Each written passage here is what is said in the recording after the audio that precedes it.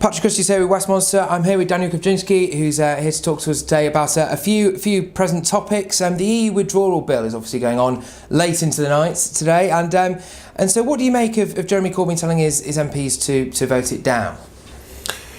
Well, it's a massive betrayal of millions of British people who voted for the Labour Party, thinking and expecting that they would acquiesce and comply with their manifesto, which was to respect the wishes of the British people in the referendum. Mr. Corbyn, for political expediency, is now trying to delay and obstruct this bill going through.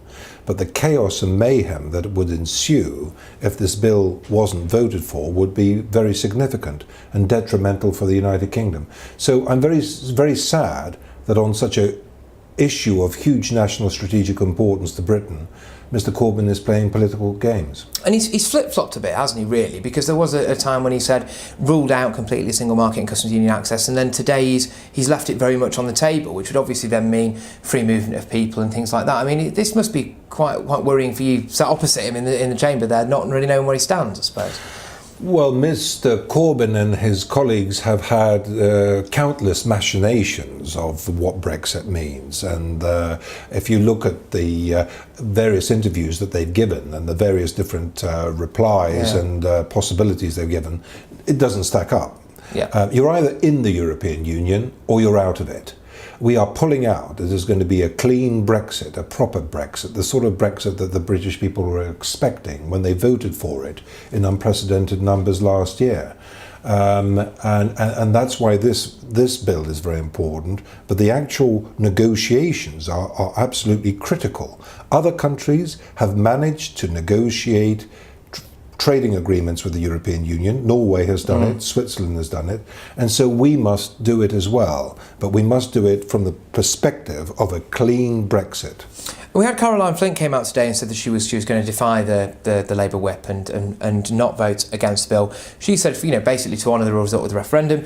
Clearly, you would imagine a lot of Labour MPs are not going to do the same. They may well back their leaders. I mean, what would you say to them, really? Is it going against will of the people? Should they maybe change their course of action tonight? Well, I very much hope that there will be more than the ones that you've just mentioned. I think the Labour MPs who want to obstruct this bill will ultimately have to be held to account by their local Labour parties in their constituencies and by their constituents. I think that they will have a really hard time in explaining to their constituents who have voted overwhelmingly for Brexit in certain cases why they would want to obstruct the EU repeal bill, which is the fundamental plank of the whole process. It rather does smack of trying to put spokes in the wheel of this very, very important process. This bill is probably the most important bill that Parliament has passed since 1972. Right. I was born in January 1972 when we entered the European Union. Actually, we entered the EEC. So, this is a fundamentally important constitutional point, and I would urge Labour MPs to have the courage of their convictions and to comply with the wishes of their electorate. And so, touching on staying on the EU, really, I mean, how do you think the Brexit talks are going so far? And there's a lot of talk at the minute. Michel Barnier looked very deflated at the last press conference that they had. Do you think we will get a deal? Do we want a deal? Should we be aiming for one, or should we just leave now? What do you think? Well, I think the Prime Minister has played a blinder by appointing David Davis as the Brexit Secretary. From what I know of him, I've known him for 12 years in Parliament. He's a tough Yorkshireman, and he will not flinch from ensuring that Britain gets the very best possible deal. I think he's the right man for the job. I think in my discussions with Polish government officials and others, I think they are starting to see the damage for them of the way in which Monsieur Barnier is conducting these negotiations. Don't forget the European Commission. This is the beating heart of the monster. This is for them harmonization, collectivization, almost a modern day version of communism for the whole of the European Union. This central control is everything. And they don't want to give the precedent of a member state leaving successfully, cleanly, in the win-win scenario, and then, of course, thriving outside the European Union. And this is their big fear. And by the way, your listeners ought to know this country is going to thrive like it hasn't done for decades outside the European Union, unconstrained with the red tape and bureaucracy.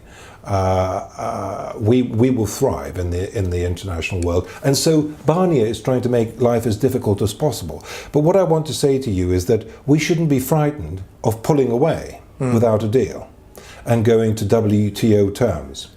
At the moment, if we went to WTO terms, British companies would have to pay around about £5 billion in duty exporting their products to the European Union. Yeah. Because of the massive trade deficit that we have with the European Union of £69 billion a year, we would receive £13 billion Right, okay. in revenue from all the European countries exporting to the United Kingdom. Right. So the exchequer would have net approximately £5 billion extra of revenue, some of which could be used in the short to medium term to help British companies with those additional expenses. And of course, in the long term, they will start to export to these huge emerging markets, which is the future for British trade: China, India, Brazil, Indonesia. Every year that I've been a member of Parliament, our exports to the European Union have fallen.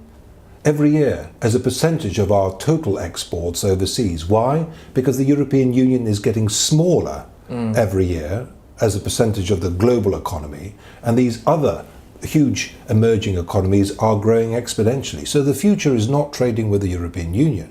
The future is trading with these colossal new emerging countries.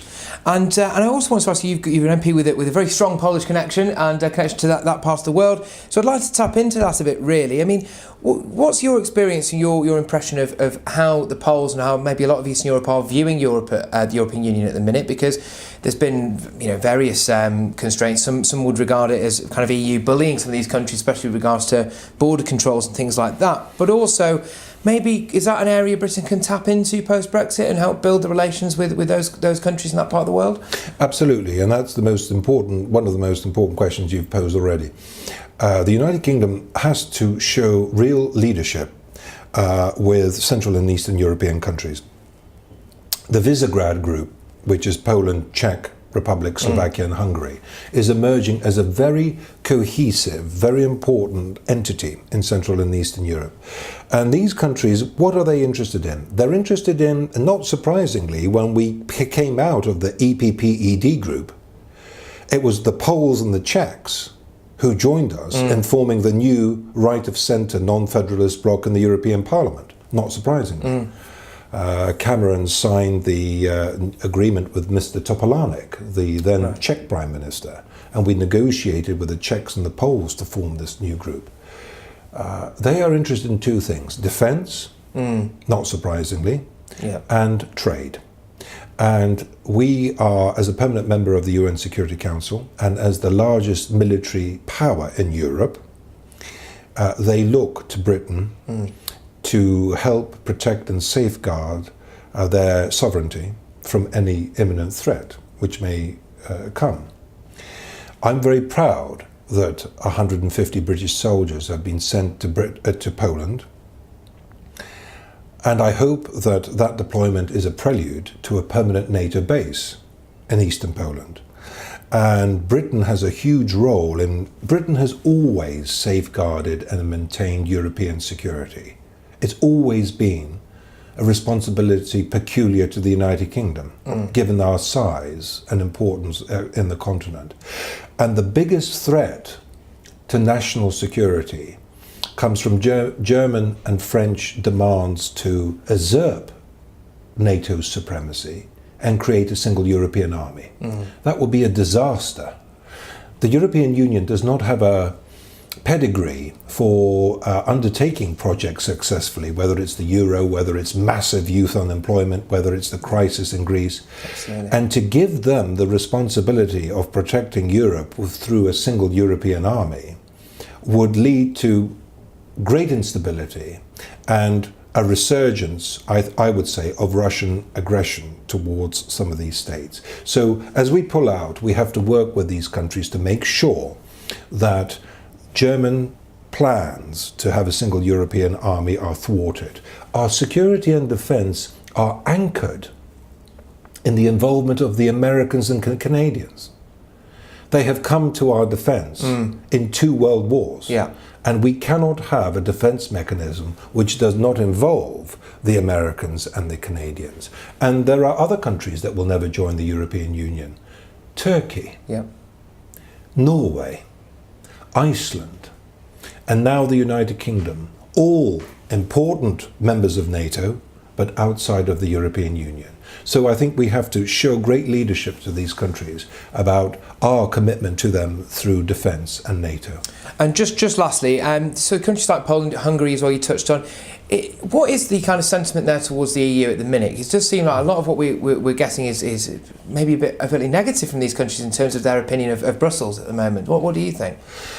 Well, it just goes to show the hypocrisy both of Berlin and Paris. They are very, very worried, in the first instance, they are very, very worried about the double standards from both of these countries. Germany expects a common energy policy, but she is in the process of building an undersea oil and gas pipeline directly from Germany to Russia, bypassing the whole of Central and Eastern Europe. That is causing great concern amongst these countries. Macron, you will know, has made some extraordinary statements about preventing the movement of workers from Poland and other areas to France. And you're fully aware of some of the difficulties that he has with this, but those are fundamental planks of the European Union, the free movement of labour. Exactly. Yeah. So there are double standards both from Berlin and from Paris, but what they really object to is the interference in their domestic affairs. The Poles are now starting to see what we've had to put up with for 40 years. They are being threatened with sanctions, they're being threatened with having their voting rights taken away because they're not complying with what Berlin and Brussels wants. Certain allocation of Syrian refugees. They are making changes to the Constitutional Court and the judiciary, which Brussels doesn't like. And the Poles are getting very, very agitated about the amount of interference in their domestic affairs.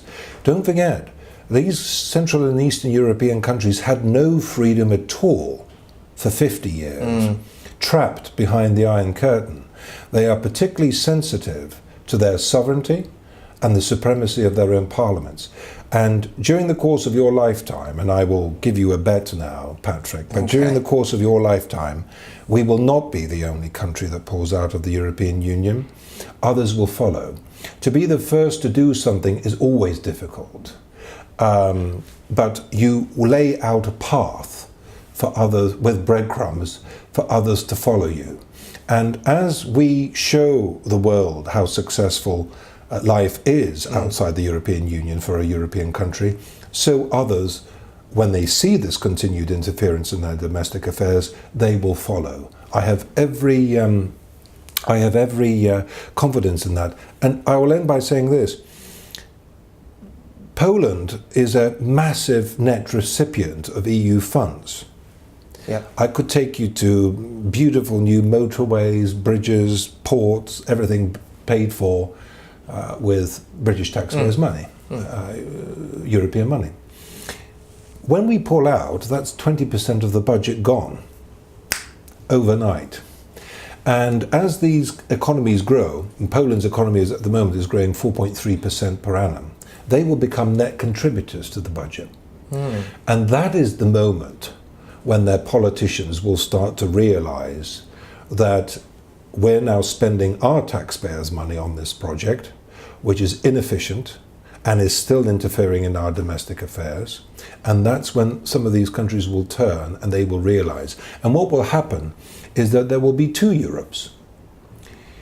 A Europe of ever closer political union with a single currency, a single foreign policy, harmonization across all the countries, and an alternative, which is led by Britain, which is a Europe of Norway, Turkey, I hope, Turkey, Iceland, Switzerland, and other countries will join, which is what we always wanted and expected. A trading bloc, a bloc which minimizes the impediments to trade, but nothing else, and safeguards and protects the sovereignty of each parliament. So the idea that we have a one system that fits all straitjacket for Europe is a completely outdated process. No other group of countries in the world has attempted to do this. It's starting to fail spectacularly. Britain is pulling out just at the right moment, and Britain will lead the alternatives of the European Union in Europe in years to come. Excellent. Daniel Kowczynski, thank you very much, and it's a pleasure to have you here on Westminster. Hopefully see you again soon. Thank you, Patrick. Take care.